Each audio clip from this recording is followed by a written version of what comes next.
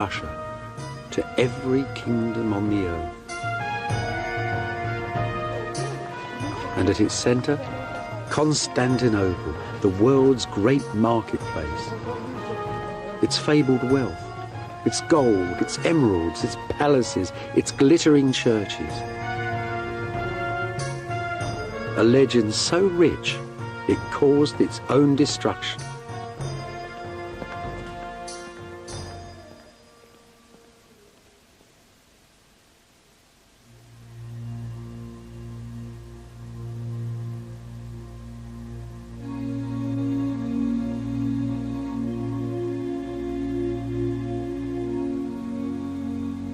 Founded in the year 330, the Christian Empire of Byzantium had its centre here, in Istanbul, in modern Turkey.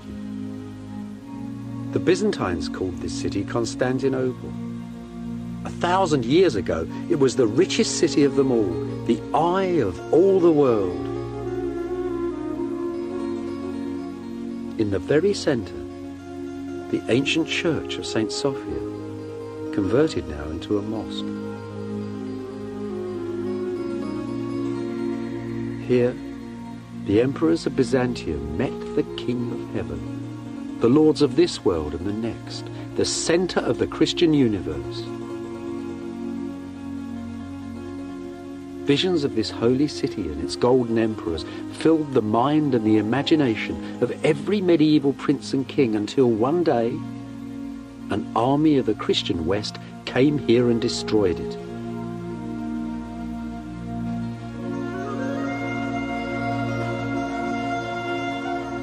Beside the church, above the sea, a shadowed park with 5 centuries of buildings in it, the Palace of Byzantium.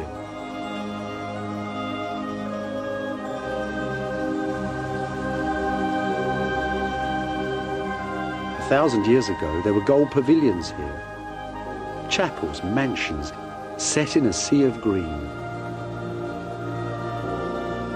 An earthly paradise. One of the most potent ancient legends of our planet, the home of God's emperor on earth. So where is the Holy Palace of Byzantium in modern Istanbul? That's a lump of it there. That sad, pathetic pile of brick. You have to go into the streets, into the alleyways. You really need a map. Look, I'll show you. Modern Istanbul. Why the map's always open the wrong way? Modern Istanbul, ancient Constantinople. I'll show you what I mean. Look, there's the great Roman roads coming into the centre of town, the hippodrome where the people met the emperor, the great church just beside it. And there, between that wall and that one there, that whole area was all palace. Dozens of buildings, dozens of churches, all together, high and glittering right across the hill. So you might ask, where the hell is it now?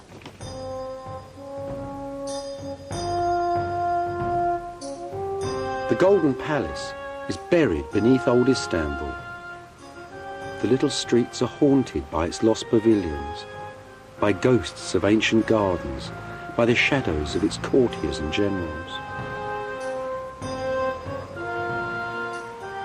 The enormous curve of the Imperial racetrack still stands though, a shattered wonder of the medieval world.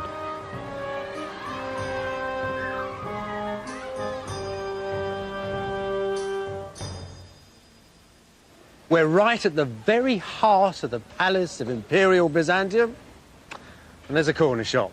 Well, at least you could say the Byzantines invented corner shops. They had a law about them. There should be one in every street, they said, for the necessities of life. That there, though, that's something else. That's a part of the palace itself. Just part of the foundations, though. Once they held a great high terrace, not that tea house up there, where the emperors walked each evening in the fading light, their fine silks flowing gently in the fresh sea breezes.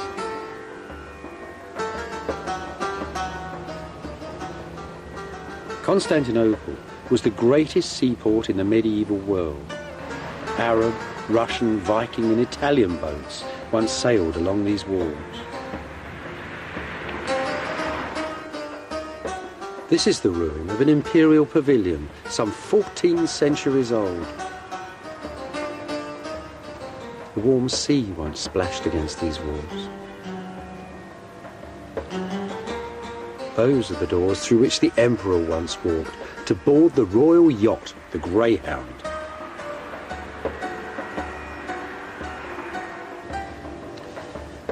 The emperors like to live beside the seaside, so it's always a good idea to, when you're walking along the seaside walls of Constantinople, to look and see if these little gates give you something of the entrance to the palace. Some of them don't look much today, but they're very interesting. See this Greek text? It's part of a Greek version of the book of Habakkuk, a text we know once was laid around the base of a great statue of the Emperor Justinian that stood in the centre of the city. So this, then, is not an ancient gateway, because that statue was still standing a few hundred years ago. Where on earth can we find the picture of the Palace of Byzantium?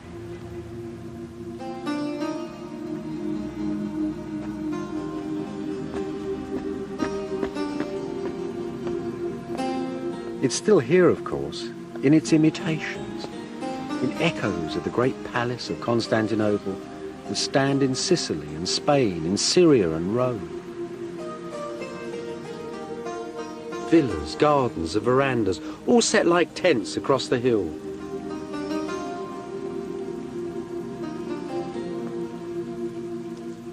Scented courtyards, splashing fountains, a world that ordinary people never saw. Some of their very stones were plundered from the golden palace of Byzantium.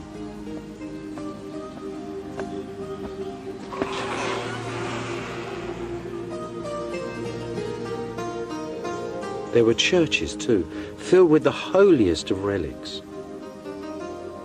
Fragments of the true cross set in gold and blood-red rubies. And great jewelled cups made for the emperor's own communion.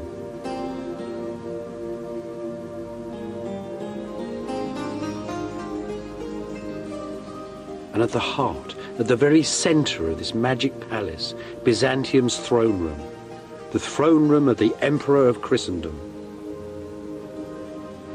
As you approach the imperial throne of Byzantium, you'd have felt as naked as a man on Judgment Day, utterly defenceless. The man who sat on that chair didn't rule by the will of God. He was the will of God on earth. He was God's instrument. He was divine providence personified. Some Byzantines believed that the end of world history would come when that man on that throne took his crown off and laid it on the rock of Calvary. It's probably the most total form of government the world has ever seen. You don't have, for example, participatory government in this. Who can participate in the will of God? You can only bow before it. You can't have morality or loyalty. You can't have good kings or bad kings, because who can know the workings of the will of this astonishing emperor? That is Byzantine politics.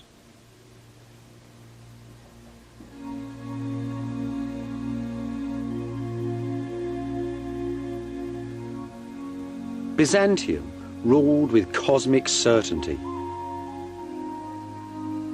It didn't dominate its neighbours with vast armies, but with images of God and government, with bars of gold and promises of princesses in marriage and alliance, all dressed up in the silk robes of Byzantium.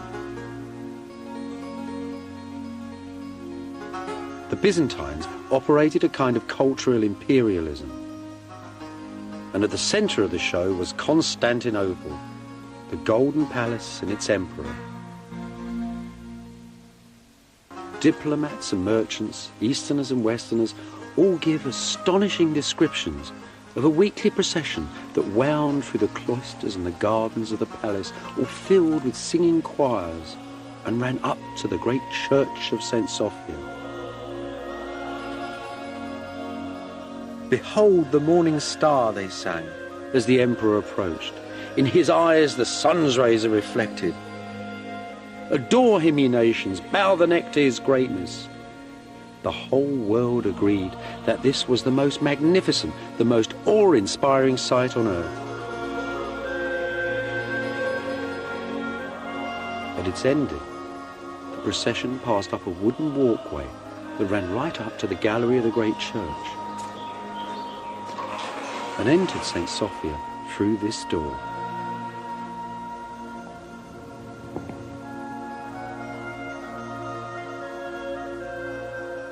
Here, high up in the gallery of St. Sophia, was the chapel of the emperors and the court.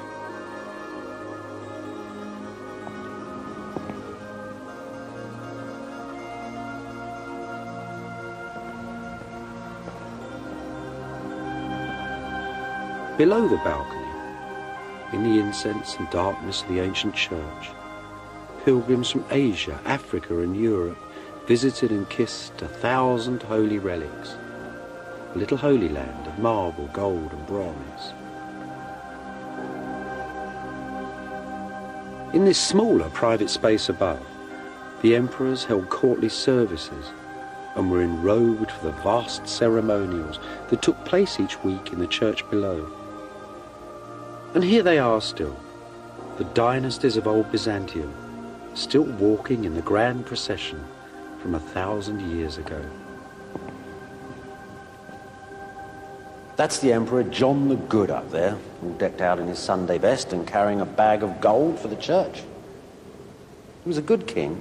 He was from the Commagene family. It was a noble dynasty, died out in 1185. That's his wife, Irene. She was a Hungarian princess. See, she's got blonde hair. And that poor little weedy chap round the corner is their son Alexis. John desperately wanted him to succeed to the throne, but he died young.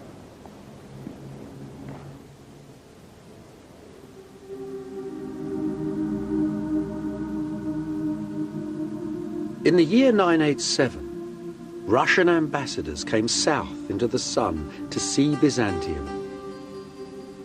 They told their prince, the ambitious Prince of Kiev, that they couldn't begin to describe the splendor of St. Sophia. They could only say that God dwelt here within it, and they were all baptized. Just as it intended, Byzantium had dominated its neighbors with pious splendor and magnificence. These Russians, though, were tough and warlike. Despite their newfound faith, they still hovered dangerously on Byzantium's northern borders.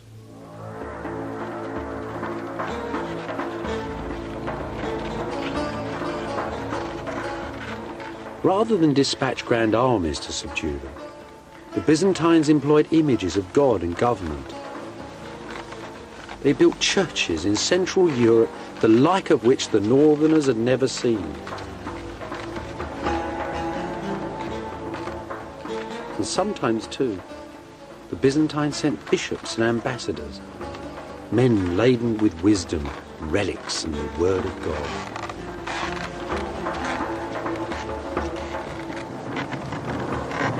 The Byzantines didn't like to travel north in the winter.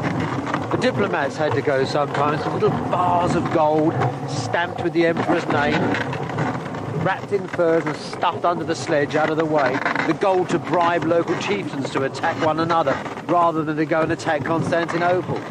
It was a terrifying journey. First of all, you went to a Byzantine border fort.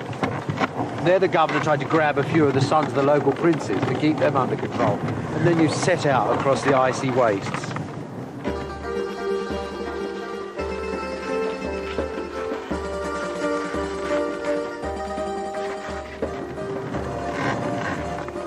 When you met some villagers, you might give them some silk, brocade or pepper or leather. But always out there as shadows hiding in the woods with a pecheneg.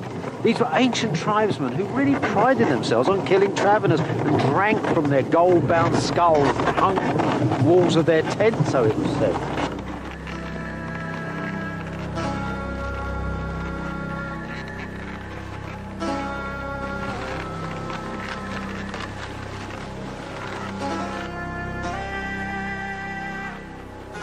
After months of travel, you'd arrive at the side of the frozen river Dnieper and look up at the great fortress of the ruler of Kiev, the prince of the Varangian Rus.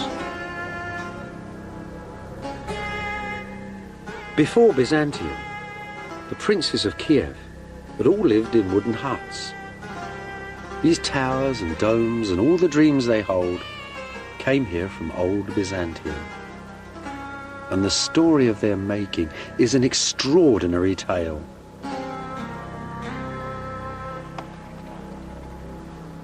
This little area here was once the centre of Kievan Rus, a little stockade just 600 yards across. Now you've got to think it's the year 988. There's Prince Vladimir, a Byzantine bishop, and a lot of Byzantine craftsmen are coming out here. It's just before dawn. It's very cold. And at a particular holy moment, after a prayer is said, they plant the position of the altar.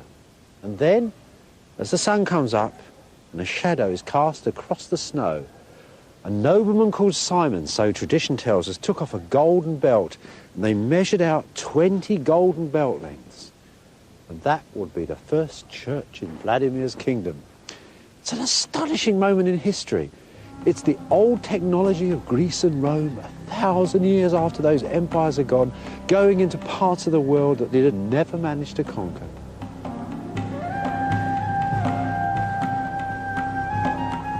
Vladimir's church is gone now. There's still a few bits of the floor left, though. Some precious relics of a tremendous Byzantine achievement.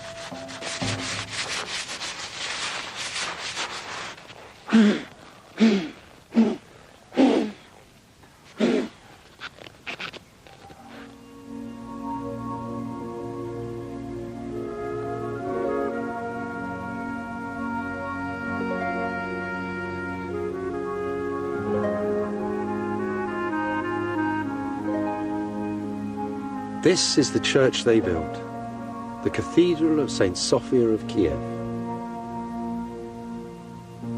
Beneath the old Ukrainian domes, Byzantine brick and ancient Greek geometry. These could be the walls of an imperial church in ancient Constantinopol. Inside, memories of the palace of all palaces and the church of all churches, the original St. Sophia at Constantinople.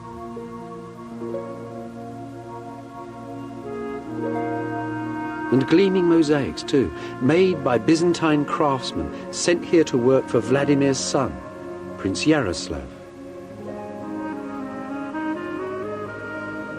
Carefully preserved images of Jesus, Mary and the saints, images of government and holiness to pacify the north.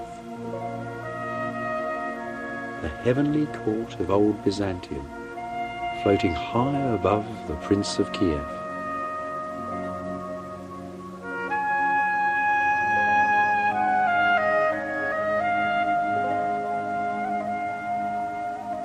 It's a heavenly court, now entirely mirrored in Yaroslav's new court on earth, aided and abetted by a Byzantine bishop who wants him to punish sinners, to feed the poor, and to fight the enemies of Byzantium. But there's something else going on in this wondrous building. Something else yet more subtle. It's like a soap opera here. It imparts manner, it imparts gesture. It shows you the Byzantine way of walking and talking. And between that fierce structure and this new manner, the old order of Rus was entirely swept away. But you know, despite all that, the Byzantines never really trusted the Rus. They needn't have worried, though. The Russians had learnt their lesson very, very well indeed. And centuries later, when Constantinople itself had been thrown away, when Constantinople, the second Rome, had gone, then Moscow, the new capital of the Rus, declared itself as the third Rome.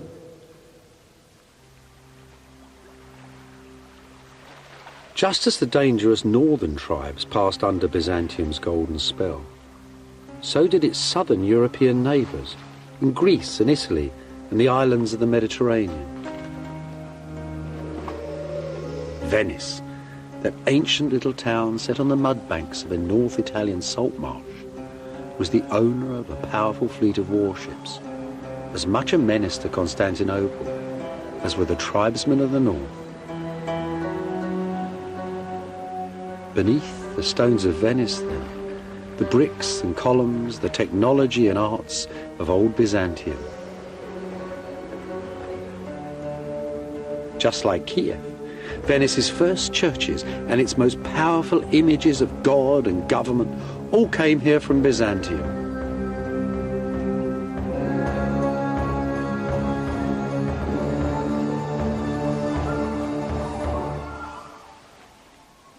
This was the old Venetians' single most powerful portrait of the face of God. The Pala d'Oro, made for the high altar of St. Mark's. It's a funny old thing, actually. It's cobbled up from all sorts of things. Gold strips, bits of jewellery, it's all there, like a magpie's nest. The single most beautiful things about this is these wonderful plaques of enamel. They're Byzantine imports. They were made in the Imperial workshops in the year 1105, and they're probably copied from the decorations of a chapel in the Imperial Palace of Constantinople. That's Christ in the centre. All around him, and all in order, large to small, is laid out the court of heaven, just as Byzantium's foreign kings and princes decorated the emperor's court of Constantinople.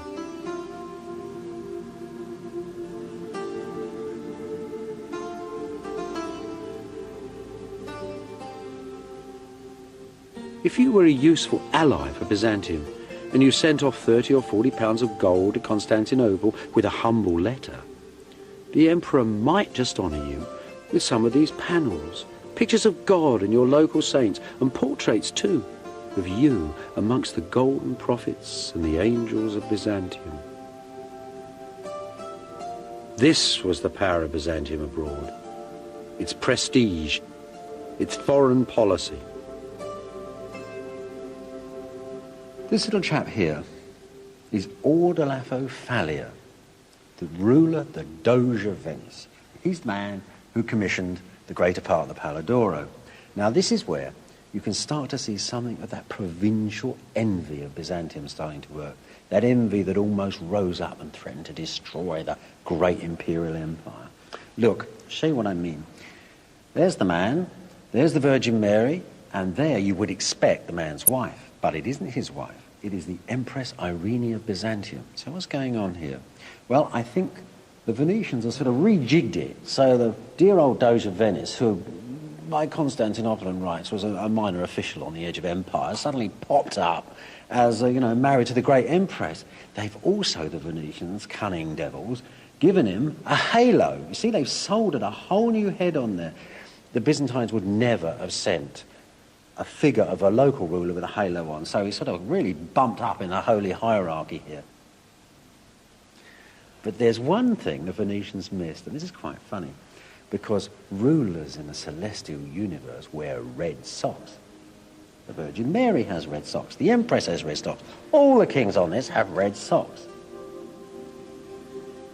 But poor old Ordolafo doesn't. So he isn't really at the top of Byzantium's holy hierarchy. You don't think that's important? Ordolafo would have done. Deep down, he knew that the great Byzantine God that ordered everything within this Christian universe had seen that dubious halo. Also that this same God held the power of eternal life and death.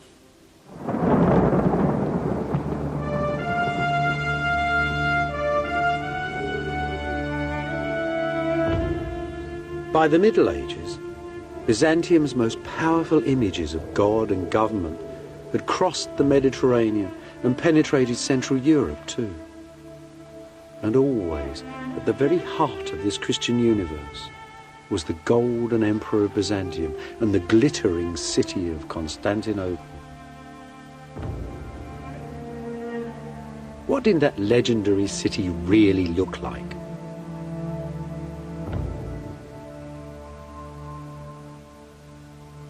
In modern Istanbul, one single precious district of the city still holds something of the air of ancient Constantinople buried underneath it. Part built from the stones of the city's ancient marketplaces, Istanbul's bazaars still stand in Byzantium's thin streets. That old electric mix of races and religions, trades and professions is still here as well, just as it was 1,000 years ago. Oh my God. What are they then? Monsieur, sansü, Türkçe, sülük. Sülük. Leeches. Legions. Yes, leeches. Leeches. So, clean your shoes, clean your blood. Doctor, eczema. Eczema. Eczema. Rheumatisma. That's amazing. Old Byzantine legions. Yes. It's good for everything, right? Yes.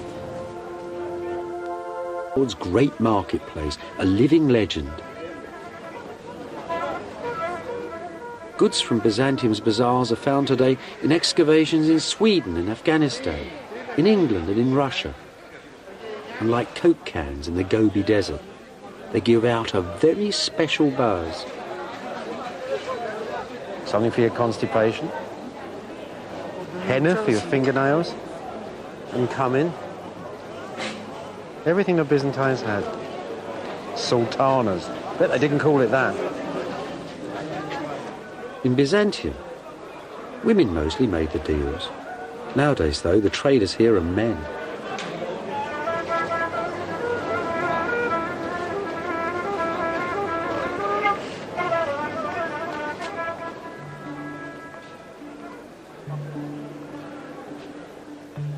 Baltic amber, African gold and ivory,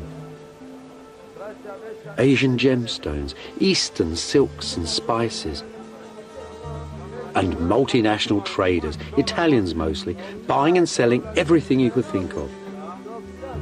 There were fortunes to be made out of Byzantium.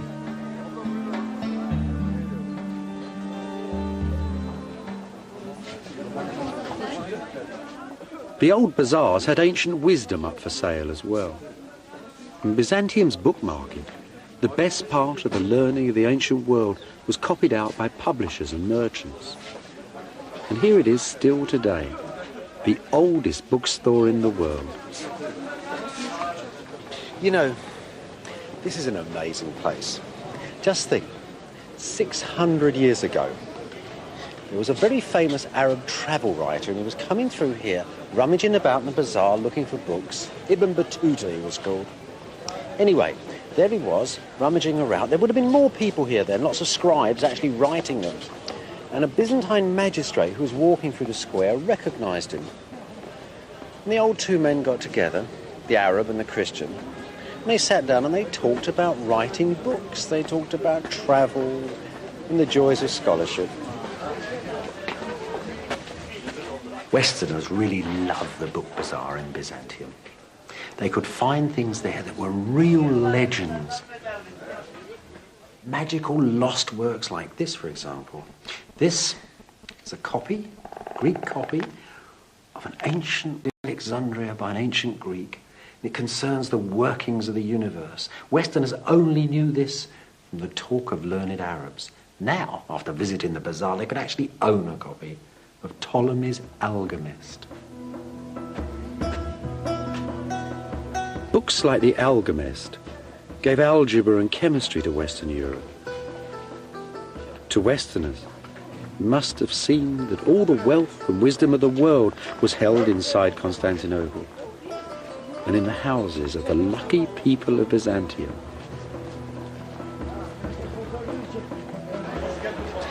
The Byzantines lived in a very face-to-face community. It was a very tight, enclosed world. They were incredibly superstitious, always looking for signs as they looked at each other, things that might change the meaning of their relationships with one another. The angle of a man's shoulders could tell you if he was having an affair.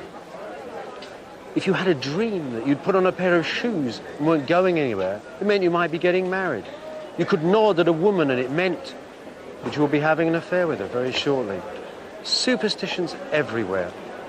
They divine the future by listening to thunder, but above all, they love charms and trinkets, things you can buy in bazaars, glittering treasures. And that is the greatest charm of all. It's been around for thousands of years before Byzantium, and it'll go on for 1,000 years beyond us all. It's a charm against the evil eye. The evil eye, of course, is envy. That thing that's so destructive inside small communities, and so destructive for Constantinople, too. Constantinople was called the eye of all the world. Everybody envied its gold and silk and pretty princesses.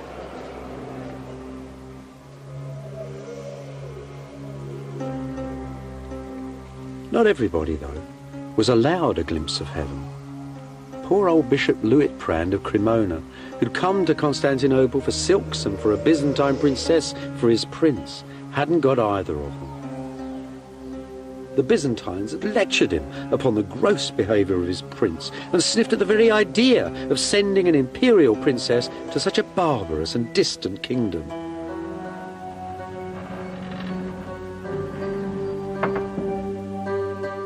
Liutprand greatly resented these haughty Byzantines, especially the great warrior emperor Nicephorus Phocas, who came to the throne in 963.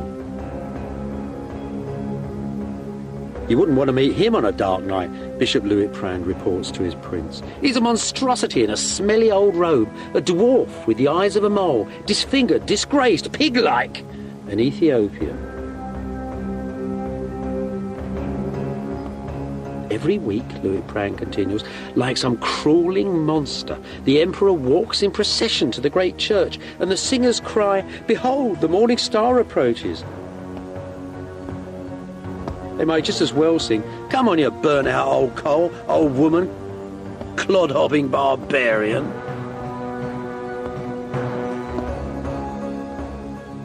As Western diplomats like Liutprand reported on the weakness of the emperors and on the 1,000 years of treasure in their city, so Western Europe's princes grew ever stronger, ever more powerful, and ever more envious of Byzantium.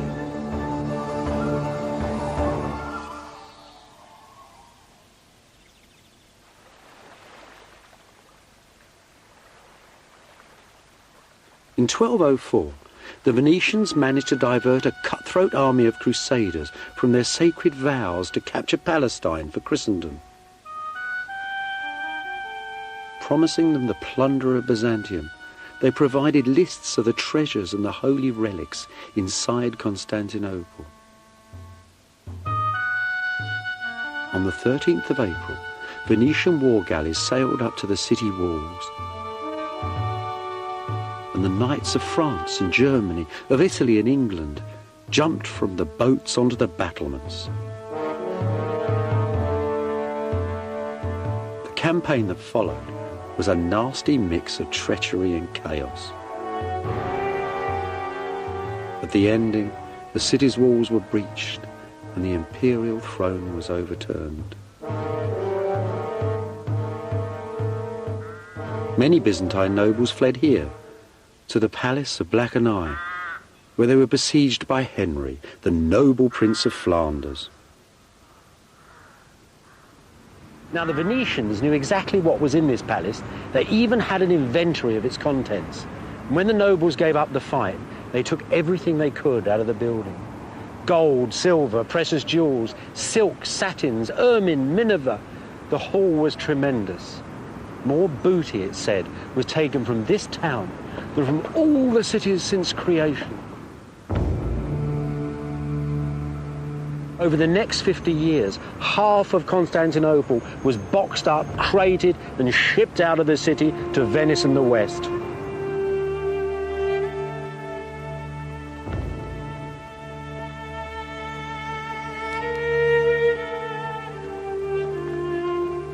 At the very heart of Venice, between the State Palace and St. Mark's, the old state church, is the city's ancient treasury,